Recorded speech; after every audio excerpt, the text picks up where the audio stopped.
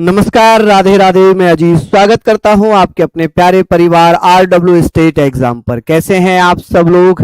आशा करता हूं बहुत अच्छे होंगे, स्वस्थ होंगे, लाजवाब होंगे। तो जल्दी से लाइव आ जाइए, जुड़ जाइए मेरे साथ। आज हम लोग बात करेंगे यहाँ पर हरियाणा सीईटी के लिए पॉलिटी की एक शानदार क्लास की। आज कल और परसों ये 3 दिन डेमो होंगी, उसके बाद ये क्लास आपकी एप्लीकेशन पर शिफ्ट हो जाएगी और आपको ये क्लास केवल एप्लीकेशन पर ही मिलेगी। मैं आप लोगों के लिए विश्वास दिला दूं, जितना आप लोगों को मैं कराऊंगा वो आपके एग्जाम ओरिएंटेड होगा। आपके एग्जाम में प्रीवियस ईयर को ध्यान में रखकर ही मैं कराऊंगा। तो आप ज्यादा से ज्यादा नोट्स बनाने पर फोकस करेंगे, समझने पर फोकस करेंगे और विश्वास रखना कि ये आपकी मेहनत आपको ही एक सार्थक दिशा में लेकर जाएगी।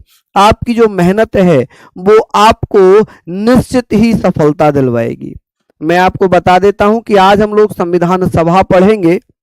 यहाँ पर पहले तो दंगल बैच का आप टाइम टेबल देख लीजिएगा कि यहाँ पर सुबह 9 बजे आपकी हरियाणा जीके होती है।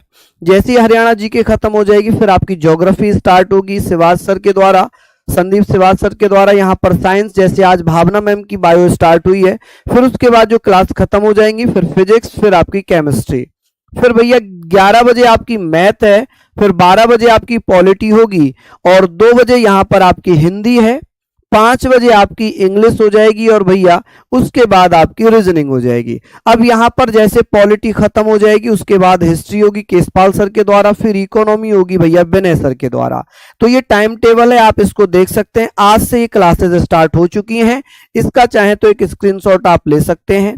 ये आपका दंगल बैच है जिसके 25 तारीख से रजिस्ट्रेशन स्टार्ट हो गए थे और आज 1 मई से ही आपकी क्लासेस स्टार्ट हो चुकी हैं। ये आपको भैया 640 रुपए का HR20 कोड, याद रखना ये कोड केवल 3 दिन तक वैलिड है, यानी कि 1 मई, 2 मई और 3 मई तक ही ये कोड वैलिड रहेगा।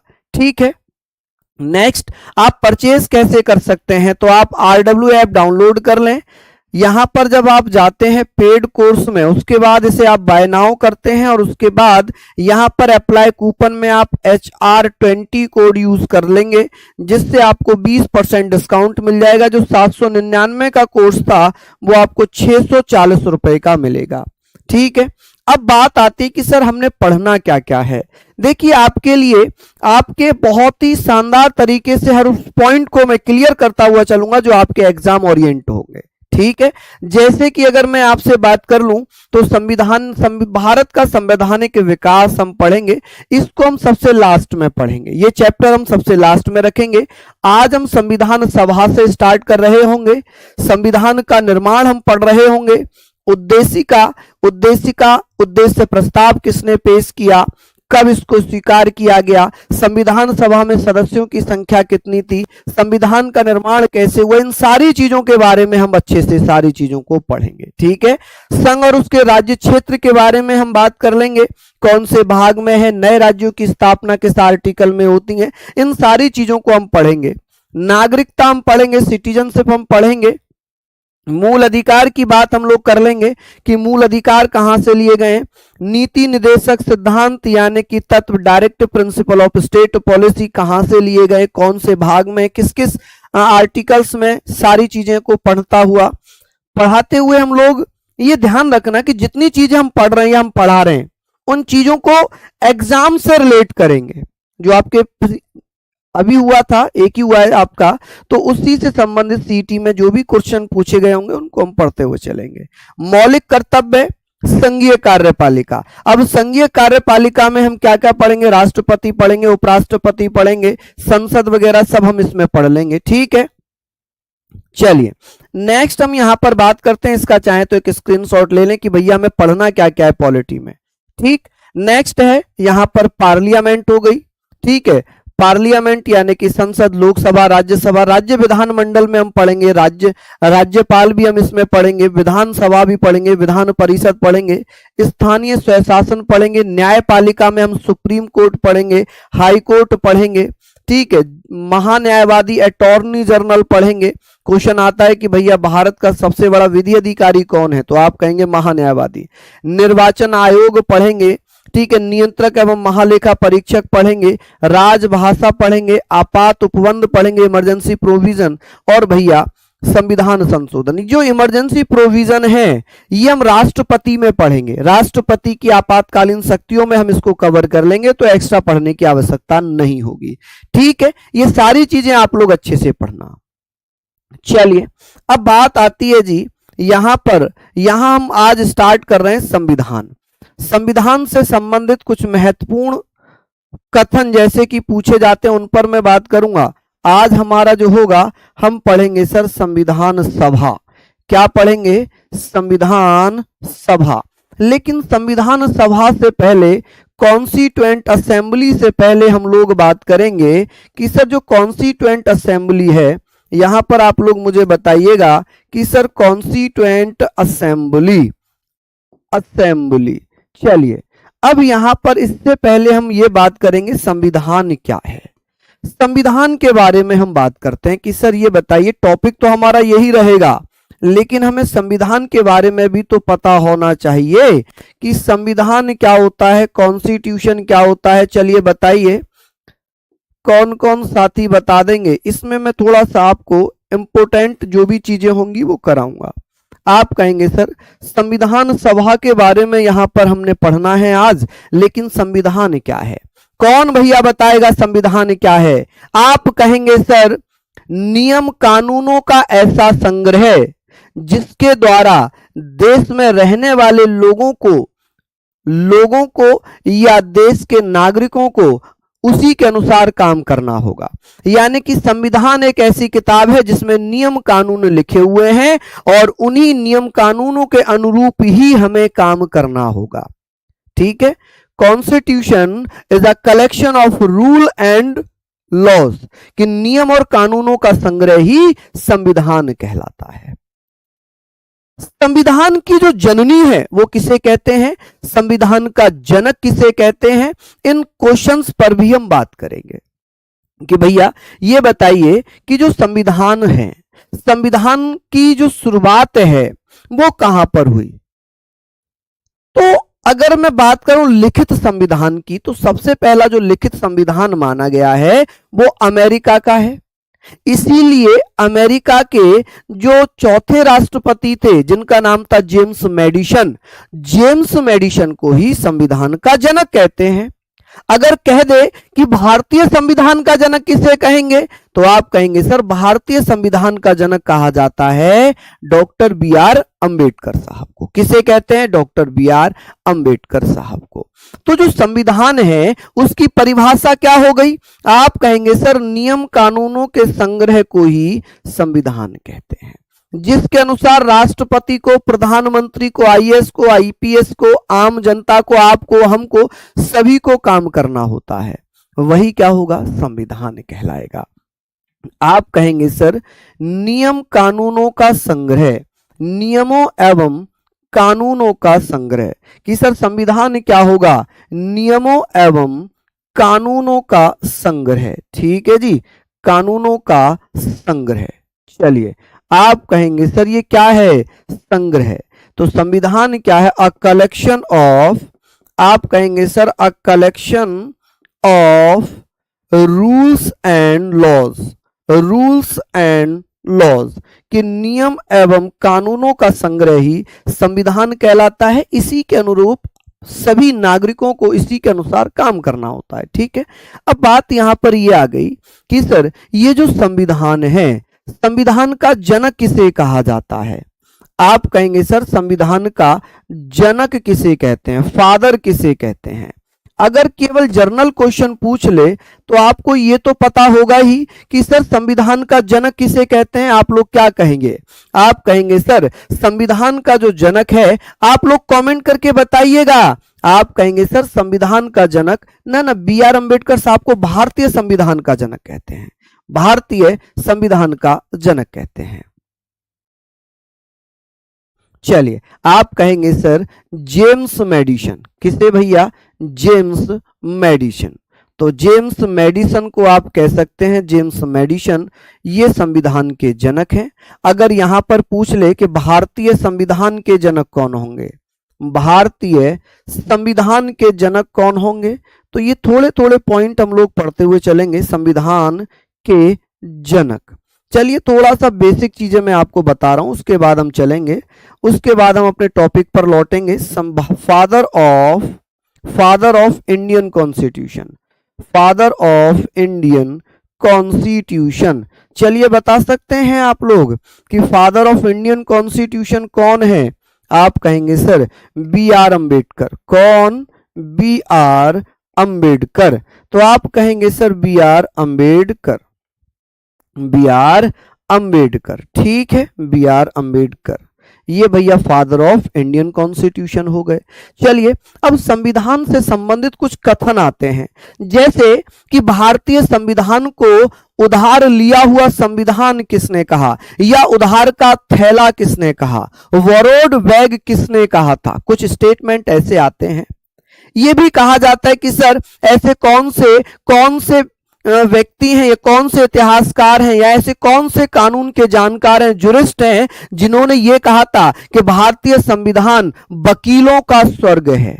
वकीलों का स्वर्ग किसने कहा था? किसने कहा था कि भारतीय संविधान सौदेबाजी का संघवाद है? किसने कहा था भारतीय संविधान अर्धसंघीय है? किसने कहा था कि भारतीय संविधान के बारे में बहुत सारे कथन आते हैं, टिप्पणियां आती हैं। मैं प्रमुख टिप्पणियां जरूर लिखूंगा, बिल्कुल बीएल टारगेट जी, सारी चीजें मैं यहां पर लिखूंगा। साइड हो जाऊं, अभी तो मैंने कुछ लिखा ही नहीं है, इतने से पे साइड हो जाऊं। चलिए बहुत बढ़िया, चलिए बहुत सिंपल सी चीजें हैं। स्टेटमेंट जरूर मैं यहां पर लिखता हुआ चलूंगा, तो आप लोग इसको लिख लीजिए कि सर कुछ स्टेटमेंट हैं जैसे कि जो इंपॉर्टेंट है, जो आपके एग्जाम ओरिएंटेड हैं, जो आपके पीवाईक्यू में पूछे गए हैं। पीवाईक्यू मैं यहां पर लिख रहा हूं ताकि आपको ये अनुमान हो जाए। पीवाईक्यू प्रीवियस ईयर क्वेश्चन में जैसे पूछा था कि संविधान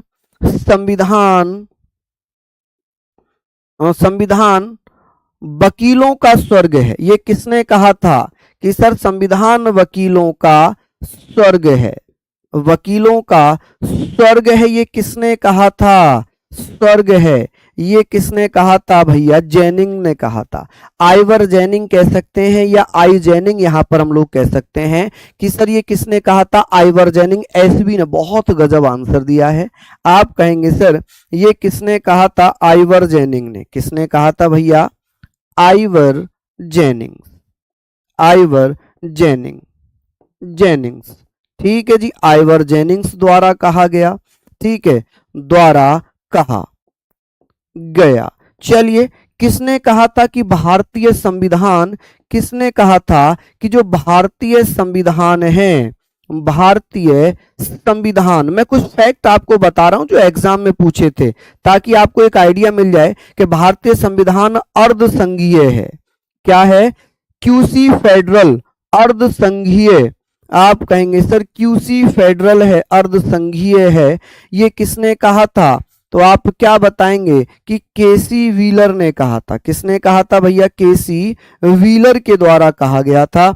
आप कहेंगे सर केसी व्हीलर, ठीक है, किसने कहा था? केसी व्हीलर द्वारा कहा गया। ये अच्छे क्वेश्चन बन जाते हैं, द्वारा कहा गया, तो यहां पर हम लोग लिखेंगे केसी व्हीलर के द्वारा कहा गया। किसने कहा था कि भारतीय संविधान क्या होगा? भारतीय संविधान सौदेबाजी का संघवाद है। ये बहुत अच्छे फैक्ट बनते हैं। सौदेबाजी का क्या है? सौदेबाजी का संघवाद है। जल्दी से बताइए संघवाद किसने कहा था? कौन कौन भैया बता रहे हैं? सिंपल सी चीजें हैं, यहां पर आप लोग इसको आप बताइएगा कि सर बहुत बढ़िया, शानदार। चलिए बहुत बढ़िया, बेहतरीन चीजें यहां पर हम लोग पढ़ रहे हैं। मैं फिर से बताना चाहूंगा कि ये जो है ये आपके पीवाईक्यू हैं, जैसे कि हमने इनको देखा है उसके बारे में हम लोग इससे संबंधित चर्चा कर रहे हैं, तो आप लोग इनको जरूर लिखिएगा। आई होप ये आप लोगों ने लिखा होगा। जल्दी से बताइए, जल्दी से यहां तक इनको आप लोग लिख लीजिए। बहुत बढ़िया, चलिए लिख लिया, आगे बात करते हैं। हाँ जी, मॉरिस ना, राम मनोहर लोहिया ने थोड़ी कहा था टारगेट जी, मॉरिस मॉरिस जोन्स ने कहा था। किसने? आप कहेंगे सर मॉरिस जोन्स ने कहा था। किसने? मॉरिस जोन्स ने कहा था। ठीक है, मैं कुछ स्टेटमेंट ही लिखवा रहा हूं अभी, फिर आगे चलेंगे। मॉरिस जोन्स ने कहा था, केसी व्हीलर ने कहा था, आइवर जेनिंग्स ने कहा था। चलिए, ये सारी चीजें हो गई। चलिए, अब बात आती है कि भैया ये बताइए उधार लिया हुआ संविधान किसने कहा था? कि भारतीय संविधान क्या है? आप कहेंगे सर भारतीय संविधान उधार लिया हुआ संविधान है। ये स्टेटमेंट मैं आपको फिलहाल बता रहा हूं। आप कहेंगे सर भारतीय संविधान, इंडियन कॉन्स्टिट्यूशन, भारतीय संविधान, संविधान सहकारी संघवाद है। ये किसने कहा था? भारतीय संविधान सहकारी संघवाद है। सहकारी संघवाद है। किसने कहा था? जल्दी से बताइएगा। संघवाद है। संघवाद ये किसने कहा था भैया? चलिए, लिखने नहीं दे रहा हूं। अरे भैया मैं तो पूरा ही साइड हो चुका हूं, भैया पूरा ही साइड हो चुका हूं। चलो लिख लो, मैं तो पूरा ही साइड हूं, अभी तो मैंने कुछ लिखा ही नहीं। लिखने के बाद साइड हुआ था मैं। आप लिखना कि सर सहकारी संघवाद किसने कहा था? जी ऑस्टिन ने। किसने कहा था? जी ऑस्टिन ने कहा था। किसने? जी ऑस्टिन ने कहा था। अच्छा, एक लास्ट और लिख रहा हूं कि भारतीय संविधान, भारतीय संविधान उधार लिया हुआ संविधान है। संविधान क्या है जी? भारतीय संविधान उधार, उधार का थैला है। उधार का थैला है, वॉरोड बैग है, थैला या उधार लिया हुआ है। उधार लिया संविधान है। उधार लिया, उधार लिया दस्तावेज है। दस्तावेज ये किसने कहा था? ये कहा था बी आर अम्बेडकर ने। किसने कहा था? बी आर अम्बेडकर ने। ऐसा क्यों कहा था उन्होंने? उसके पीछे का कारण भी है। उसके पीछे का कारण कि भारतीय संविधान लगभग 10 देशों के महत्वपूर्ण तथ्यों को, महत्वपूर्ण बिंदुओं को लेकर बनाया गया है। ठीक है, यहां तक आपकी चीजें क्लियर हो गई होंगी। ये सारी चीजें क्लियर हो गई। अब हम लौट पड़ते हैं अपने संविधान सभा पर। हम लौट पड़ते हैं अपने संविधान सभा पर। चलिए, बहुत बढ़िया, शानदार, लाजवाब। हाँ जी, किसी को कोई दिक्कत? मैंने ये सारे पॉइंट आप लोगों को बता दिए। सारे पॉइंट मैंने आप लोगों को बता दिए। अब हम पढ़ेंगे सर कौन? संविधान सभा आज का हमारा टॉपिक था। संविधान सभा हमारा क्या था? संविधान सभा हमारा क्या था? Constituent assembly. अभी हम पढ़ेंगे इसको कॉन्स्टिट्यूएंट असेंबली। चलिए, हम यहां पर बात कर रहे हैं कॉन्स्टिट्यूएंट असेंबली की। अब इसमें हम बात करते हैं सर संविधान सभा के बारे में कि सर ये बताइए जो संविधान सभा है कि इसका सर्वप्रथम जो विचार आया था वो कहां पर आया था? वो आया था ब्रिटेन में। अब ब्रिटेन के या इंग्लैंड के कानूनविद थे, जुरिस्ट थे, जिनका नाम था भैया हेनरी मैन। हेनरी मैन जिन्होंने ये कहा था कि संविधान लिखने के लिए एक संस्था होनी चाहिए जिसे संविधान सभा कह सकते हैं। जिसे क्या कह सकते हैं? संविधान सभा कह सकते हैं। तो आप कहेंगे सर हेनरी मैन जो कि इंग्लैंड के जुरिस्ट थे, कानूनविद थे, उनके द्वारा कहा गया कि एक संविधान सभा होनी चाहिए। क्या होनी चाहिए? संविधान सभा होनी चाहिए। लेकिन वो उसको प्रैक्टिकली यूज नहीं कर पाया ब्रिटेन, क्योंकि ब्रिटेन का तो अलिखित संविधान है। क्या सच में ब्रिटेन का अलिखित संविधान है? नहीं। आप कहोगे अरे हमने तो पढ़ा है, आपने भी पढ़ाया है, मैंने भी पढ़ाया है, अलिखित है। लेकिन अलिखित का मतलब यह है कि जो ब्रिटेन का संविधान है ना, वो एक जगह नहीं है, वो अलग अलग डॉक्यूमेंट है, इसलिए अलिखित संविधान कहा जाता है। जबकि भारत का संविधान लिखित संविधान है, क्योंकि एक जगह एक किताब में लिखा हुआ है। ब्रिटेन में अलग अलग छोटे छोटे डॉक्यूमेंट बने हुए हैं, इसलिए उसे लिखित संविधान नहीं कहते। समझ गए होंगे आप लोग। चलिए, हम बात करते हैं कि सर इसका जो विचार है, संविधान सभा का जो विचार है, जो आइडिया है, ये आइडिया किसने दिया था? आइडिया तो संविधान सभा का जो आइडिया दिया था, ये दिया था भैया किसने? तो ब्रिटेन के कानूनविद थे। ब्रिटेन के कानूनविद, आप कहेंगे ब्रिटेन के कानूनविद। कानूनविद, जुरिस्ट कहते हैं कानूनविद को। इंग्लिश में भी लिख रहा हूं माय डियर, आप कहेंगे सर जुरिस्ट। कौन? जुरिस्ट। जो कानूनविद होते हैं ना उन्हें जुरिस्ट कहते हैं। क्या नाम था उनका? Henry man. आप कहेंगे sir Henry man, Henry man. ठीक है जी, हेनरी मैन। हेनरी मैन ने ये भैया आइडिया दिया कि जो कानूनविद थे ब्रिटेन के, उन्होंने कहा कि एक संविधान सभा होनी चाहिए जो भारत का संविधान लिखे, जो क्या करे? भारत का संविधान लिखे। ऐसा किसने कहा था? ऐसा कहा था हेनरी मैन ने। ये कौन थे? तो ये भैया ब्रिटेन के कानूनविद थे। कौन थे? ब्रिटेन के कानूनविद। लेकिन इसका व्यवहारिक रूप किसने अपनाया था? व्यवहारिक रूप किसने अपनाया? आप कहेंगे सर व्यवहारिक रूप अपनाया। रूप किसने दिया? इसको प्रैक्टिकली किसने यूज किया? प्रैक्टिकली फॉर्म किसने यूज किया इसको? तो व्यवहारिक रूप से इसे लागू कर दिया अमेरिका ने और फ्रांस ने। किसने भैया? आप क्या कहिएगा? चलिए बहुत बढ़िया। आप कहेंगे सर इसे व्यवहारिक रूप या प्रैक्टिकल फॉर्म किसने दिया है? तो आप कहेंगे अमेरिका एवं फ्रांस ने। यानी कि संविधान सभा का सर्वप्रथम निर्माण अमेरिका एवं फ्रांस में किया गया। कहां पर? अमेरिका एवं फ्रांस में किया गया। ठीक है, तो आप कहेंगे सर इसको प्रैक्टिकल यूज कहां किया गया? अमेरिका और फ्रांस में। अब बात आती है कि सर भारत में संविधान सभा की मांग कब हो गई जी? भारत की अगर मैं बात करूंगा सर, भारत में संविधान सभा की मांग कब हो जाती है? भारत में इन इंडिया, अगर भारत की बात हो रही है, आप कहेंगे सर इन इंडिया की बात होती है। इन इंडिया, भारत में भैया इसकी जो मांग है वो सर्वप्रथम कब की गई थी? अब भारत जो है 19वीं सदी में स्टार्ट हो चुका है। 19वीं सदी खत्म हो रही है, 20वीं सदी लग रही है। 19वीं सदी यानी कि हम कह सकते हैं 1895, 1985 में जो कॉन्स्टिट्यूएंट असेंबली है इसकी मांग की जाती है। इसकी क्या की गई थी? मांग की गई थी। किसने मांग की थी? किसने विचार रखा था कि भारत में सबसे पहला जो विचार है वो किसके द्वारा रखा गया था? 1895 में एक विधेयक आया था, एक बिल आया था जिसे स्वराज बिल के नाम से जानेंगे। स्वराज बिल जिसे बाल गंगाधर तिलक ने पेश किया था। वाह, बहुत बढ़िया।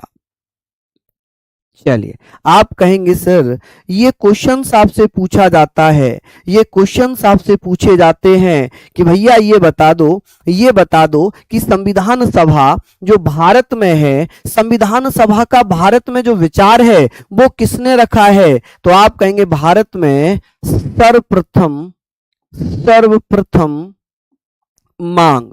सर्वप्रथम मांग किसके द्वारा की जाती है? सर्वप्रथम मांग या फर्स्ट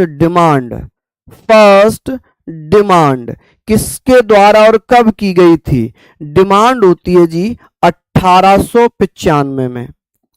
1895 में बाल गंगाधर तिलक के द्वारा। किसके द्वारा? आप कहेंगे सर बाल गंगाधर तिलक। कौन थे जी बाल गंगाधर तिलक? आप कहेंगे सर हमारे स्वतंत्रता सेनानी हैं। तिलक द्वारा सर्वप्रथम मांग की गई थी। क्यों? क्योंकि 1895 में इन्होंने स्वराज विधेयक पेश किया था। इन्होंने क्या पेश किया था? इन्होंने स्वराज विधेयक पेश किया था भैया। क्या पेश किया था? स्वराज विधेयक पेश किया था। और स्वराज विधेयक में सर्वप्रथम जो मांग थी संविधान सभा की, स्वराज विधेयक, जिसे हम क्या लिख सकते हैं जी? आप कहेंगे सर स्वराज विधेयक लिखेंगे। इसको क्या लिखेंगे? स्वराज बिल।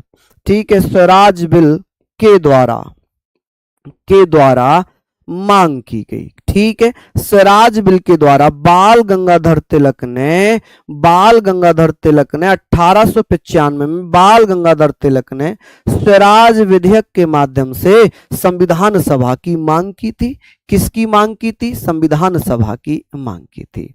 चलिए अब यहां पर चर्चा ये हो जाएगी कि सर ये हमने पढ़ लिया कि भैया पहला विचार किसने दिया, कहां पर संविधान सभा सर्वप्रथम बनाई गई, ठीक है, और भारत में सर्वप्रथम मांग किस कब होती है, आप कहेंगे 1895 में स्वराज विधेयक के माध्यम से।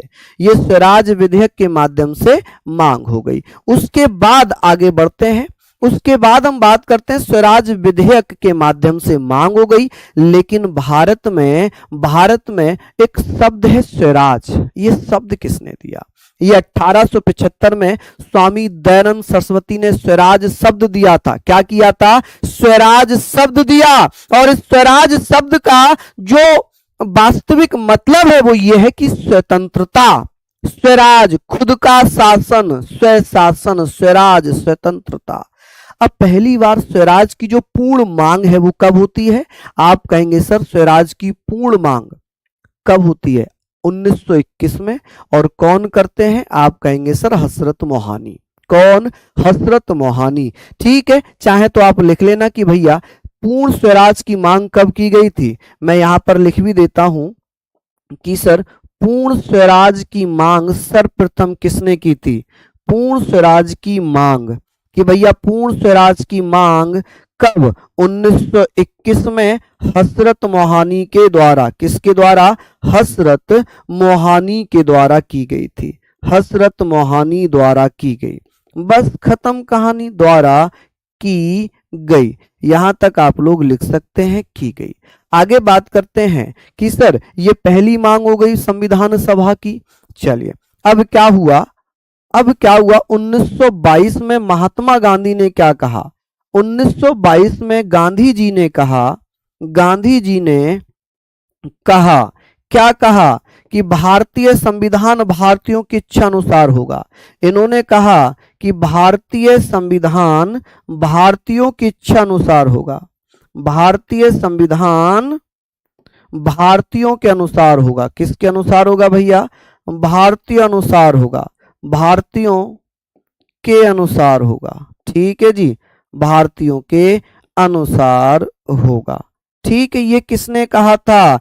ये कहा था Indian constitution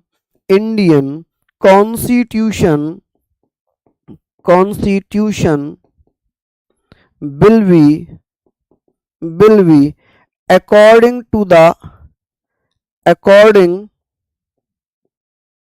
according to Indians, कि भैया भारतीयों के अनुसार ही होगा। ये स्टेटमेंट किसने दिया है? ये स्टेटमेंट दिया है जी महात्मा गांधी ने। क्या यहां तक आप लोग लिख पाए? क्या यहां तक आप लोग भैया लिख पाए कि भारतीय संविधान भारतीयों के अनुसार होगा? ये सबसे पहले किसने कहा? गांधी जी ने कहा 1922 में। किसने कहा? Indian constitution will be to the Indians, कि भैया ये भारतीयों के अनुसार होगा। ऐसा 1922 में कहा था महात्मा गांधी ने। आई होप ये सारे पॉइंट आपने क्लियरली लिख लिए होंगे। ठीक है जी, ये सारी चीजें आप लोगों ने लिख लिए होंगे। अब बात आ जाती है, ठीक है, मैं सेलेक्टेड पॉइंट लिखवा रहा हूं। ठीक है, ये पूर्ण स्वराज की मांग हो गई थी। यहां पर ये क्या था? ये पूर्ण स्वराज की मांग थी कि सर पूर्ण स्वराज की मांग हजरत मोहानी ने की थी। अगर कांग्रेस की बात करेंगे कि कांग्रेस के किस अधिवेशन में पूर्ण स्वराज का मुद्दा उठा था, तो वो था मद्रास अधिवेशन 1927। लेकिन पूर्ण स्वराज का प्रस्ताव किस में पास हुआ था? तो वो आप कह सकते हैं सर लाहौर अधिवेशन 1929, जिसमें यह कहा गया कि भारत अपना पूर्ण स्वराज प्रस्ताव पास कर लिया। और 2 जनवरी 1930 में यह घोषणा हुई कि भारत अपना पूर्ण स्वराज 26 जनवरी 1930 को मनाएगा। इसी कारण 26 जनवरी को आजादी से पहले स्वतंत्रता दिवस के रूप में मनाते थे। क्वेश्चन बहुत अच्छा आता है कि सर स्वतंत्रता दिवस के रूप में कब मनाया जाता था? आजादी से पहले स्वतंत्रता दिवस के रूप में किस तिथि को मनाते थे? आप कहेंगे 26 जनवरी को। क्यों? क्योंकि 26 जनवरी 1930 में भारत ने पहला पूर्ण स्वराज दिवस मनाया। जब आजाद हो गए तो 15 अगस्त को स्वतंत्रता दिवस मनाने लग गए। ठीक है, ये सारी चीजें हमने लिख ली। ठीक है जी, चलिए आगे बात करते हैं। अगर मैं इसका प्रस्ताव भी लिखना चाहूं ना, इसका प्रस्ताव कहां पर पास हुआ था? प्रस्ताव पास कहां हुआ था पूर्ण स्वराज का? प्रस्ताव पास हुआ था कांग्रेस के लाहौर अधिवेशन में। किसमें? कांग्रेस के लाहौर अधिवेशन में। लाहौर अधिवेशन, लाहौर अधिवेशन 1929, अधिवेशन 1929, कांग्रेस सेशन, लाहौर कांग्रेस सेशन। अच्छा, इसके अध्यक्ष कौन थे? इसके अध्यक्षता किसने की थी? अध्यक्ष थे पंडित जवाहरलाल नेहरू। अच्छा, यहां पर भी एक ट्विस्ट है, पंडित जवाहरलाल नेहरू। हुआ क्या था? आप कहेंगे सर अध्यक्ष किसको बनाया गया था? अध्यक्ष किसको बनाया गया था? जवाहरलाल नेहरू। अध्यक्ष बनाया गया था गांधी जी को। गांधी जी ने मना कर दिया कि नहीं भैया मैं अब अध्यक्ष नहीं बनूंगा, मेरे तरफ से एक सुझाव है नेहरू जी को अध्यक्ष बना लिया जाए। ठीक है, नेहरू जी को अध्यक्ष बना दिया जाए। तो ये सारे पॉइंट आप लोगों ने आई होप लिख लिए होंगे। चलिए आगे बात करते हैं, यहां तक लिख लिया, आगे चलते हैं कि सर अब क्या होता है। गया अधिवेशन चलता है कांग्रेस का, कांग्रेस का गया अधिवेशन चल रहा था। अब उस दौरान क्या हुआ? 1922 में सी आर दास अध्यक्ष थे कांग्रेस के। उन्होंने डिमांड रखी कुछ संविधान को लेकर, संविधान सभा को लेकर। कांग्रेस ने उन डिमांड को डिनाई कर दिया, कांग्रेस ने मना कर दिया, जिस कारण सी आर दास, देशबंधु चित्तरंजन दास, उन्होंने क्या किया? कांग्रेस के अध्यक्ष पद से त्यागपत्र दे दिया, रिजाइन कर दिया। भैया हर शब्द इंग्लिश में लिख रहा हूं माय डियर, कुछ भी ऐसा नहीं है जो मैंने ना लिखा हो। बताइए, सारी चीजें तो मैं लिखता हुआ चल रहा हूं इंग्लिश में। चलिए, क्या अब अमेरिका को भी इंग्लिश में लिखूं, फ्रांस को भी इंग्लिश में लिखूं? आप लोग ये तो लिख ही सकते हैं। ठीक है, जो लगता है कि ये नहीं आता होगा इंग्लिश में तो मैं वो लिख रहा हूं सारी चीजें। चलिए, अब क्या होता है कि 1924 में, क्योंकि कांग्रेस पार्टी की स्थापना, सॉरी स्वराज पार्टी की स्थापना 1923 में हो चुकी है, सी आर दास ने कर दी मोतीलाल नेहरू के साथ मिलकर। किसके साथ? मोतीलाल नेहरू के साथ मिलकर। पटाभी सॉरी विट्ठल भाई, क्या नाम था उनका?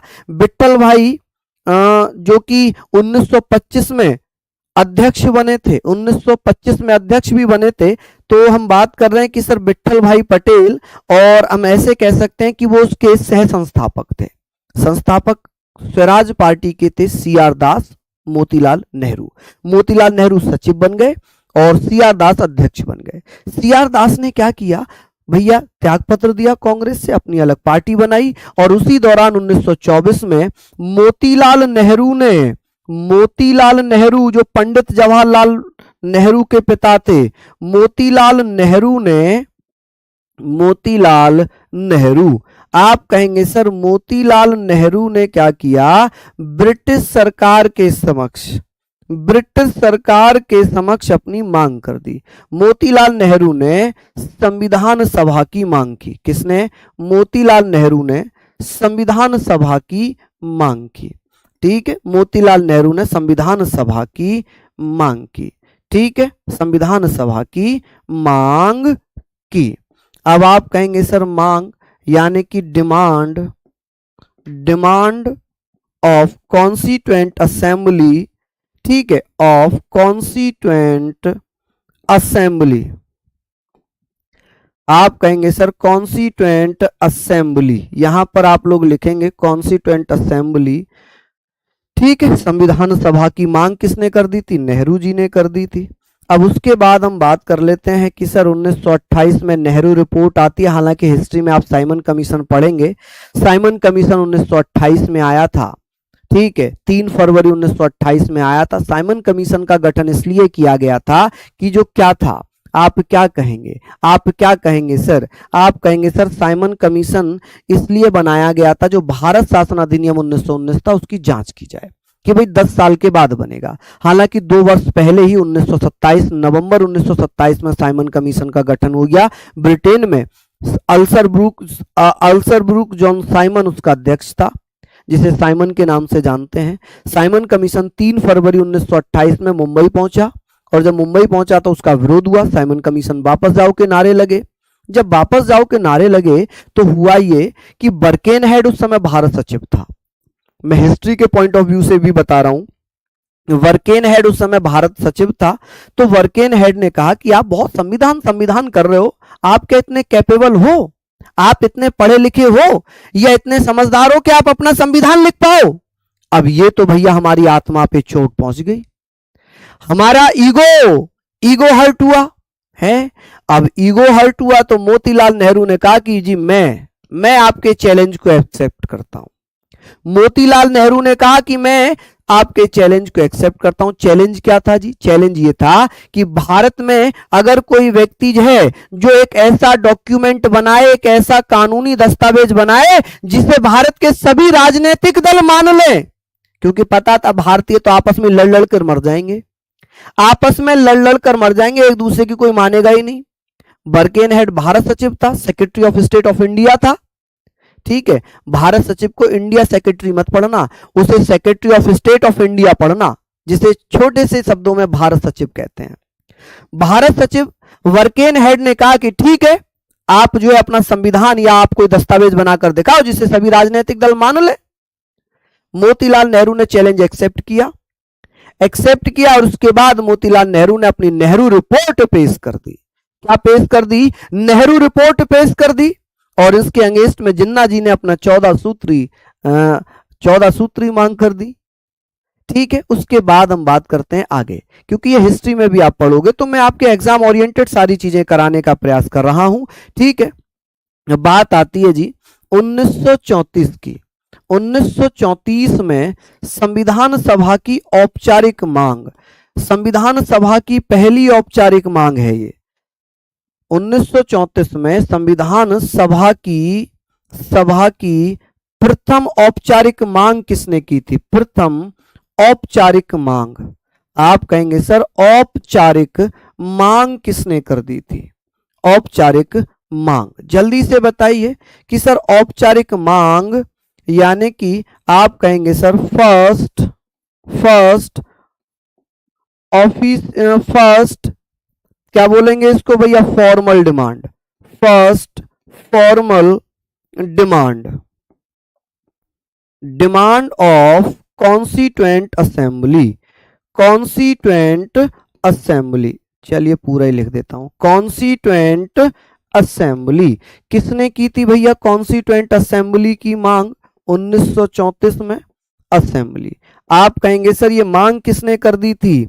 ये मांग कर दी थी जी किसने? तो ये मांग की थी M.N. राय, जिन्हें हम मानवेंद्र नाथ राय के नाम से जानते हैं। किसके द्वारा? मानवेंद्र नाथ राय। इन्होंने भैया पहली औपचारिक मांग की, मानवेंद्र नाथ राय। और जो ये पहली औपचारिक मांग है, इसी मांग को कांग्रेस के द्वारा क्या कर दिया? इसी फॉर्मल डिमांड को 1935 में कांग्रेस द्वारा आधिकारिक मांग बना दिया। कांग्रेस द्वारा, बहुत सारी जगहों पर ये 1936 लिखा रहता है जो कि गलत है, ठीक है। कांग्रेस द्वारा इसे क्या बना दिया? आधिकारिक मांग बना दिया। आधिकारिक मांग, ऑफिशियल डिमांड। आधिकारिक मांग यानी कि ऑफिशियल डिमांड, ठीक है जी। ऑफिशियल डिमांड बनाया, ठीक है जी, बनाया। ये बहुत अच्छा क्वेश्चन बनेगा कि कांग्रेस के द्वारा भैया आधिकारिक मांग किसको बनाया था? जिसको पहले किसके द्वारा? तो आप कहेंगे सर जो ये फॉर्मल डिमांड थी ना, इस फॉर्मल डिमांड को, औपचारिक मांग को कांग्रेस के द्वारा अपनी आधिकारिक मांग बना दिया था, ऑफिशियल डिमांड बना दिया था। क्या बना दिया था? ऑफिशियल डिमांड बना दिया था। इसके बाद एक कांग्रेस का अधिवेशन हुआ था 1937 में, फैजपुर अधिवेशन। कौन सा? फैजपुर अधिवेशन हुआ, ठीक है। उसमें इस आधिकारिक मांग का प्रस्ताव पास कर दिया गया। क्या कर दिया गया? प्रस्ताव पास कर दिया गया। चलिए यहां पर हम लोग बात करते हैं, किसी को कोई दिक्कत तो नहीं होगी? चलिए लिख लिया? हाँ जी सर, दिल्ली पुलिस पॉलिटिकल, हाँ बिल्कुल सफिशिएंट है, वो बिल्कुल सफिशिएंट है। बिल्कुल सफिशियंट हैगी। चलिए अब आगे बात करते हैं। अब ब्रिटेन सरकार ने कब माना कि भाई हम आपका जो है आजाद भी करेंगे, आपका संविधान भी बनवाएंगे? तो ब्रिटेन सरकार ने पहली बार एक्सेप्ट किया कि भारत का संविधान अब आपको मिल जाएगा, क्योंकि अब ब्रिटेन समझ चुका था कि अब भारत के लोगों को ज्यादा समय तक कंट्रोल नहीं किया जा सकता, क्योंकि अंग्रेज थक चुके थे। अंग्रेज भैया लगभग 70-80 देशों पर शासन कर रहे थे। बताइए, छोटा सा देश था ब्रिटेन, चीन, अमेरिका, भारत, इन सब पे ब्रिटेन का शासन था, सब पे ब्रिटेन का शासन था। अब भारत जो है, सेकेंड वर्ल्ड वॉर स्टार्ट हुआ 1939 में। सेकेंड वर्ल्ड वॉर में क्या होता है कि भारत जो है शामिल नहीं हुआ, भारत ने मना कर दिया हम शामिल नहीं होंगे। अंग्रेजों की पॉलिसी समझिए, अंग्रेज इतने चालाक हैं कि उन्होंने कहा कि ठीक है, लिन लिथगो भारत का वायसराय बनकर आता है। लिन लिथगो भारत का वायसराय बना, भारत का वायसराय लिन लिथगो बना। उसने 8 अगस्त 1940 को एक प्रस्ताव पेश किया जिसमें कहा कि हम भारत की संविधान सभा की बात स्वीकार करते हैं, हम भारत के लिए संविधान बनाने की भी बात स्वीकार करते हैं, लेकिन कंडीशन है आपको सेकेंड वर्ल्ड वॉर में भारत का हिस्सा देना पड़ेगा। ठीक है जी, 1934 है ये।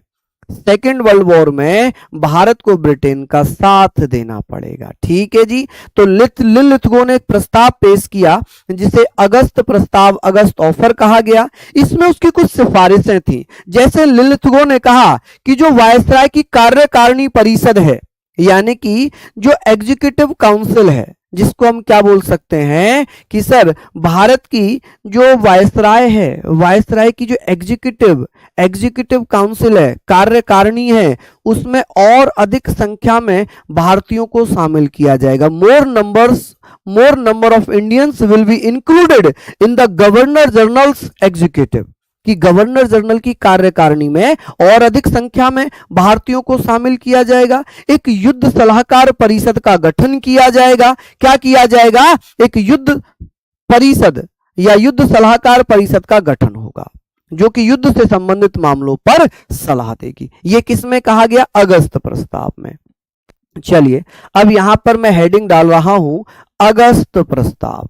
आप कहेंगे सर अगस्त ऑफर, अगस्त ऑफर, जिसे हम क्या बोलते हैं? अगस्त प्रस्ताव। क्या बोलेंगे जी? अगस्त प्रस्ताव, जिसे हम कहेंगे कि सर अगस्त प्रस्ताव ये कब आता है?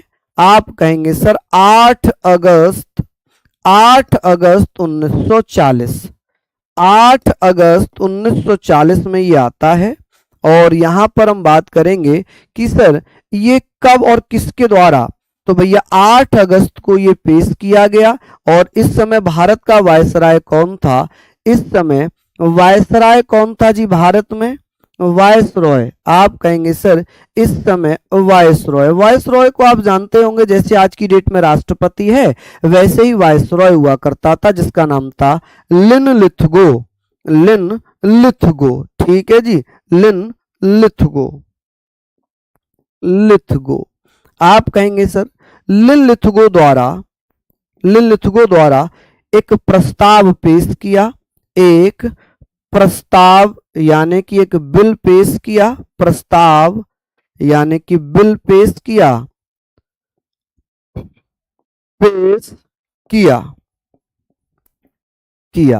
इसी को अगस्त प्रस्ताव कहा गया। क्या कहा गया जी? इसी को अगस्त प्रस्ताव, अगस्त प्रस्ताव, या इसे भैया अगस्त ऑफर कहा गया। क्या कहा गया जी?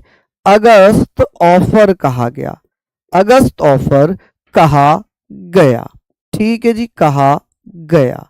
यहां पर हमने लिख लिया कहा गया। इसकी रिकमेंडेशंस क्या क्या थी? अभी हमने पढ़ी कि सर इसकी सिफारिश क्या थी, सिफारिशें, कि भैया इसकी सिफारिशें क्या थी। आप लोग क्या बताएंगे? सिफारिशें, रिकमेंडेशंस क्या क्या थी? जल्दी जल्दी से बताइए रिकमेंडेशंस क्या क्या थी। तो आप कहेंगे सर इसकी रिकमेंडेशंस क्या क्या हैं। चलिए लिखिएगा। आप कहेंगे सर इसकी रिकमेंडेशन, पहली रिकमेंडेशन ये थी कि भारतीयों को और अधिक संख्या में शामिल किया जाएगा। फास्ट क्यों चलना है जी? फास्ट क्यों चलेंगे कि गवर्नर जनरल की कार्यकारिणी में और अधिक संख्या में भारतीय शामिल किए जाएंगे। आप कहेंगे sir governor general, governor general, governor general की कार्यकारिणी में, की कार्यकारिणी में, किसमें भैया, कार्यकारिणी में और अधिक भारतीयों को शामिल किया जाएगा, और अधिक संख्या में शामिल किया जाएगा। क्या किया जाएगा, शामिल किया जाएगा। एक तरीके का लालच दिया हमें, किया जाएगा, लेकिन अब भारत तो समझदार हो चुका था, भारत तो अब समझ रहा था, ठीक है जी, किया जाएगा। यहां तक आपने लिख लिया कि किया जाएगा। ये किसने कहा था जी, ये कहा था भैया किसमें, ये किसमें कहा गया, यानी कि आप कहेंगे सर मोर नंबर, इसको इंग्लिश में भी लिखिए, मोर number of Indians will be included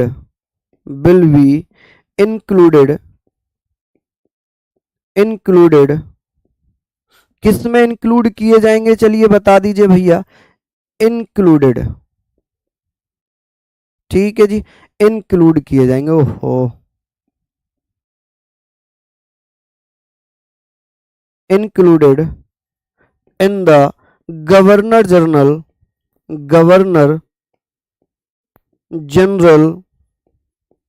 general executive, ठीक है जी, कि गवर्नर जनरल की परिषद में, कार्यकारिणी में और अधिक संख्या में भारतीयों को शामिल किया जाएगा। और इन्हीं की दूसरी एक थी कि भाई एक युद्ध सलाहकार समिति बनाई जाएगी। एक क्या बनाया जाएगा, एक युद्ध सलाहकार समिति बनाई जाएगी, वॉर एडवाइजरी काउंसिल बनाई जाएगी, ठीक है जी।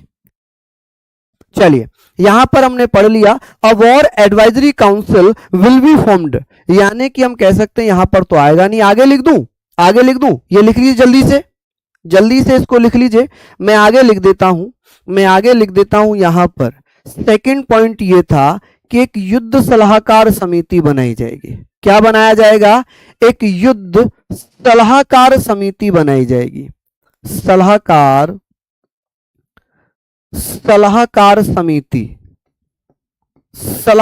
समिति का गठन किया जाएगा, गठन होगा, ठीक है जी, ये कहा गया। तो आप कहेंगे sir a war advisory council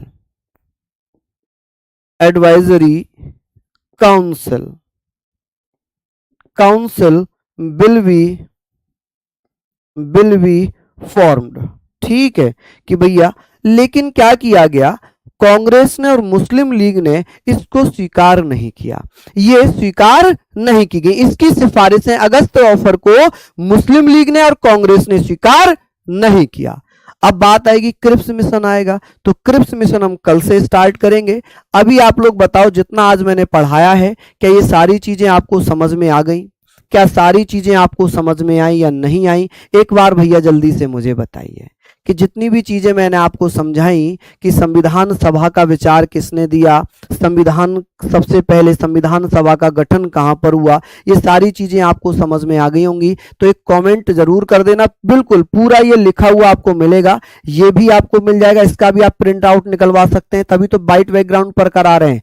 और आप लोगों को ये हैंड रिटन नोट्स भी मिलेंगे, ठीक है, हैंड रिटन नोट्स भी मिलेंगे। एक बार कमेंट जरूर कर देना क्लास कैसी लगी, मजा आया पढ़ने में या नहीं आया, मैं आपके कमेंट का जरूर वेट करूंगा। तो सभी को धन्यवाद, नमस्कार, जय हिंद, जय भारत, लव यू ऑल।